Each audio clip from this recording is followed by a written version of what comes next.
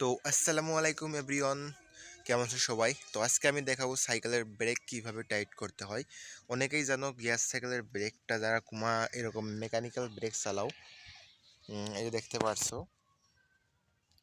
এরকম mechanical break চালাও তাদের ব্রেক মনে করো যে সময় সময়তে দেখছে ঢিল হয়ে যায়।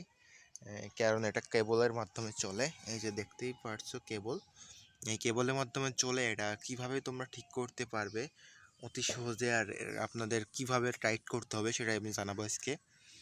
অতি সহজেই টাইট করতে পারবে ঘরোয়া উপায়ে।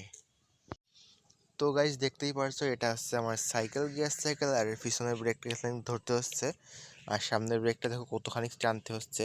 তো এইটা আজকে আমি ঠিক করব। তো প্রথমে তোমরা এখান থেকে এই জায়গার, এই যে দেখতে পাচ্ছ এল, তো দেখতেই পারছো এখানে গ্রিপ, এই গ্রিপের ভিতরে আমি রেখে দিছি হচ্ছে এল।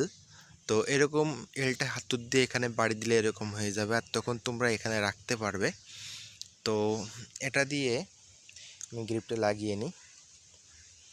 তো এটা দিয়ে তোমরা প্রথমে সাইকেলের যে নিচেই ক্যালিপারটা আছে, এই ক্যালিপারের এখানে আসবা, সে এইখানে ঢুকাবা। ঢুকানোর পরে সামনে হালকার পর একটু মোড় দিবা, এই যে আমি যেটুকু দিলাম। আর দেওয়ার পরেই দেখতেই পারছো আমার ব্রেকটা কত টাইট হয়ে গেছে। তারপর তোমরা সাইকেলের সামনের চাকাটা একটু উঁচু করতে হবে। এই যে দেখতেই পারছো, দেখলাম জাম আছে কিনা, জাম হয়ে গেছে কিনা, বেশি টাইট হয়ে গেছে কিনা।